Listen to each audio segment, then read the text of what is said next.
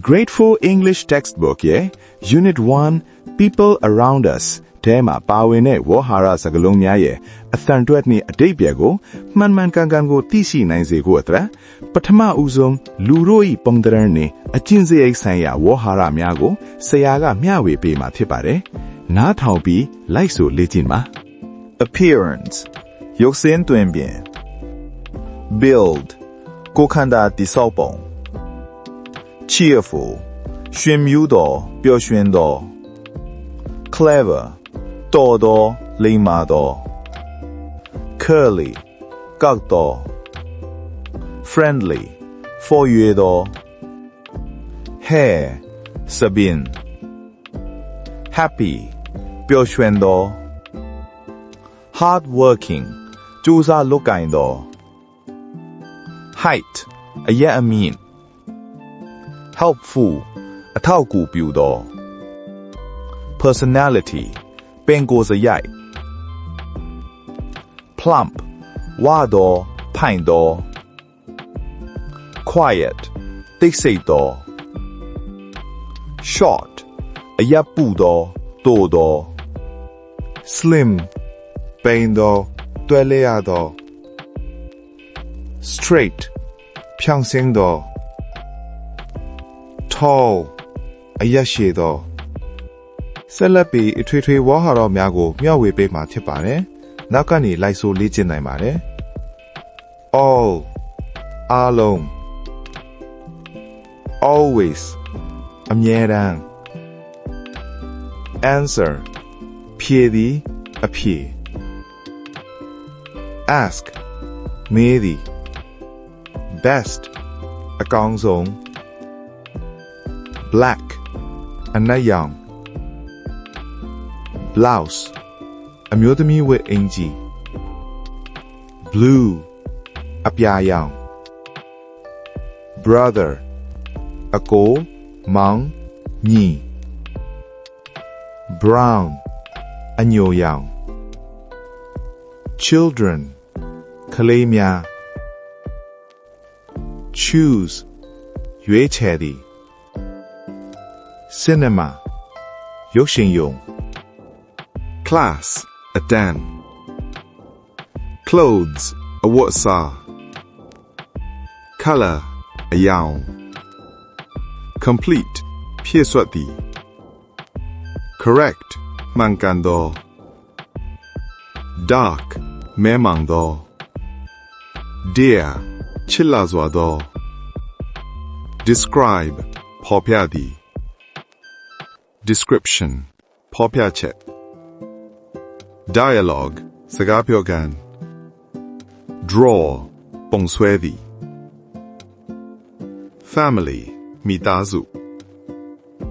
Father အဖေ Find ရှာဖွေသည် Friend တငယ်ချင်း Game ကစားနည်း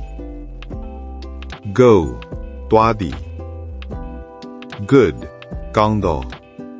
Gray မီးခိုးရောင် Guess ခန့်မှန်းသည် Hard ကြိုးစားသောကြိုးကြိုးစားစာ Label တစေတတ်သည် Letter စာ Like ကြိုက်နေတတ်သည် Listen နားထောင်သည်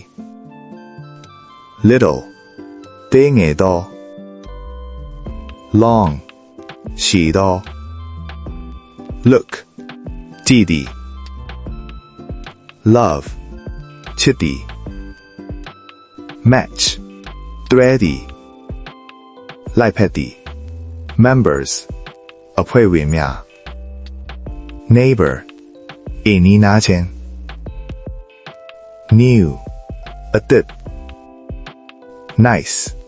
ကောင်းဝင်သော Old အသက်ကြီးသောဟောင်းသော Pairs အသွဲများ Paragraph စာပိုက် Park ပန်းခြံ Passage စာပိုက် Picture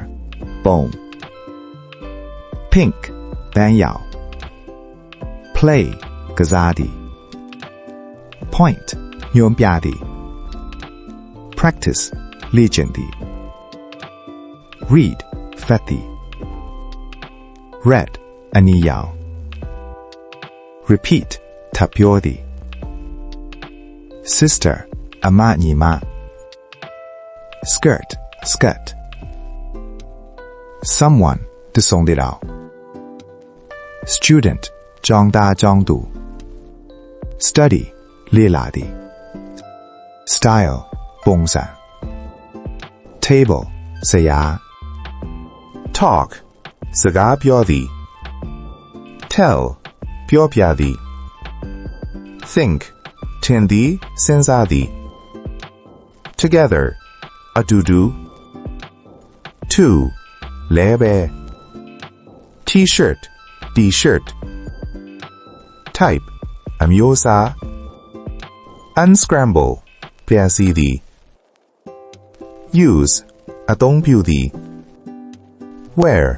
ဝတ်ဆင်သည် well ကောင်းစွာ who မည်သူလဲ word စကားလုံး work အလုပ်လုပ်သည်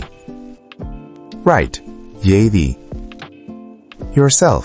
ကိုကိုကို မြန်မာနိုင်ငံမှာပထမအဦးဆုံးအကြိမ်အဖြစ် Grade 4 English ဘာသာအုပ်ပါဝေါ်ဟာရများကို YouTube ဗီဒီယိုနဲ့တွဲဖက်လေ့လာနိုင်မယ်အဘိဓမ္မာစာအုပ်ကိုဝယ်ယူရရှိနိုင်ပါပြီ။ကလေးကစာအုပ်ကြည့်မယ်ဖုန်းနဲ့အတန်နားထောင်မယ်ဆိုတော့စာလုပ်ရတာပြင်းစရာမကောင်းတော့ဘူးပေါ့။မှာယူလိုပါက description မှာဖော်ပြထားတဲ့ Facebook, Viber နဲ့ Telegram မှာဆက်သွယ်မှာယူနိုင်ပါတယ်။